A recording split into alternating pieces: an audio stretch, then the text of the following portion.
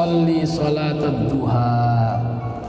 Salatlah engkau setiap hari salat duha. Fa innaha salatul mugarrabin, salatul awwabin. Sesungguhnya salat duha itu adalah salatnya orang-orang yang dekat kepada Allah Subhanahu wa taala. Salat duha itu adalah salatnya orang-orang yang selalu mendapatkan ampunan dari Allah Subhanahu wa taala.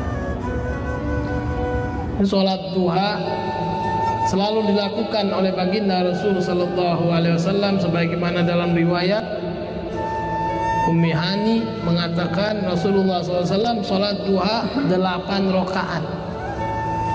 Ya. Jadi 2 rakaat salam, ya, 2 rakaat salam sampai 8 rakaat. Dari riwayat lain itu sampai 10, ya, tapi yang banyak kita baca ya dari riwayatnya itu 8 rakaat. Inilah hebatnya sholat duha. Ya. Berapa banyak keutamaan orang yang melakukan sholat duha, yaitu diantaranya Allah Subhanahu wa ta'ala mengampuni dosa. Jadi orang yang melakukan sholat duha yaitu mendapatkan ampunan dosa dari Allah Subhanahu wa ta'ala. Yang kedua, Allah Subhanahu wa ta'ala menggolongkan kita masuk ke dalam golongan orang-orang yang dekat kepada Allah Subhanahu wa ta'ala.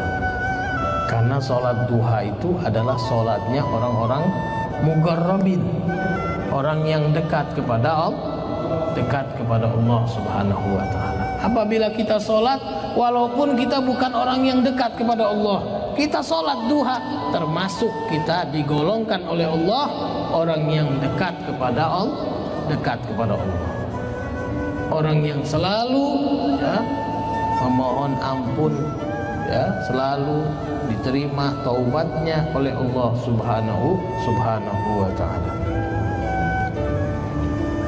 Yang ketiga, orang yang melakukan sholat duha lam yuktab minal ghafilin. Orang tersebut tidak dicatat dari golongan orang yang lalai kepada Allah Subhanahu wa ta'ala. Jadi orang tersebut dicatat sebagai orang yang selalu ingat kepada Allah. Orang tersebut orang yang selalu taat kepada Allah Subhanahu wa ta'ala. Walaupun dirinya tersebut saya ini bukanlah orang yang selalu ingat kepada Allah. Walaupun dirinya tersebut kalau dia berkaca kepada dirinya, saya ini orang yang lalai kepada Allah, tapi dicatat oleh Allah sebab melaksanakan sholat duha, maka dia termasuk orang yang selalu ingat kepada Allah Subhanahu wa ta'ala. Yang keempat, nanti setelah hari kiamat nanti, sewaktu dibuka-bukanya pintu-pintu surga, orang yang suka melakukan sholat duha dipanggil-panggil oleh pintu surga yang bernama duha. Mari, dipanggil-panggil sini, yang suka sholat duha di dunianya, ini pintumu, ini masuk dari sini, dipanggil-panggil oleh pintu duha untuk masuk ke dalam surga.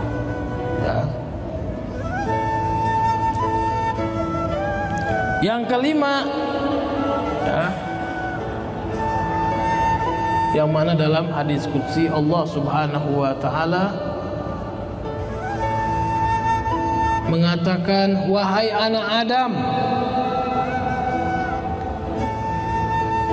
la tatrukud duha. Maksudnya, wahai anak Adam, jangan tinggalkan sholat duha. La tatruku ya. Rakaat duha yaitu salat duha. La tatrukus salatud duha. Jangan tinggalkan salat duha. Fi yaumika pada harimu. Li'anni ya. Karena aku kata Allah sayakfika fi yaumika ya.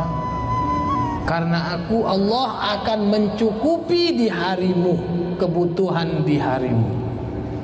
Nah itulah kata orang, kalau mau rizkinya ngalir ya lancar, jangan tinggalin sholat duha. Nah ini ya, ini Allah Subhanahu wa taala mengatakan kepada kita anak Adam, jangan wahai anak-anak Adam, jangan tinggalin ya melakukan ya 2 rakaat sholat duha atau lebih ya. Karena apa?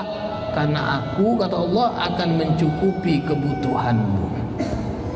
Jadi bagi siapa yang mau ya kebutuhannya dicukupi oleh Allah, jangan tinggalin sholat duha ya.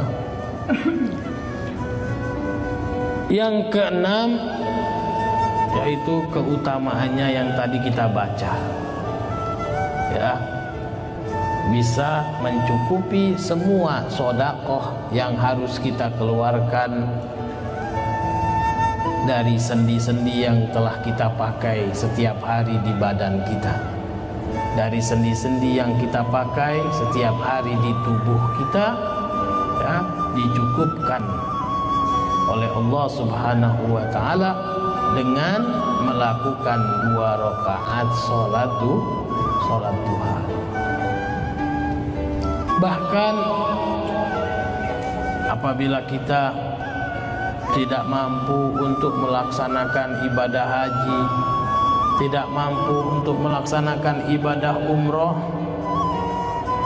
maka ada di dalam hadisnya Rasul sallallahu alaihi wasallam, apabila seorang sholat subuh, idza sholat subha, apabila seorang sholat subuh, wa jalasa, dan dia setelah sholat subuh tersebut duduk, ila antatul as-syams, sampai kapan? Sampai terbitnya matahari. Terbitnya matahari di situ qadra rumhin, seukuran tingginya matahari itu 1 tombak. Wa shallal isyraq, itu sholat isyraq adalah sholat duha. Rakaatan 2 rakaat sholat isyraq, sholat duha,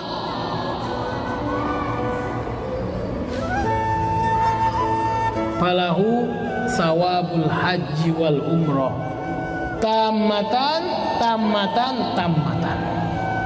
maka baginya Allah berikan pahala haji dan umroh sempurna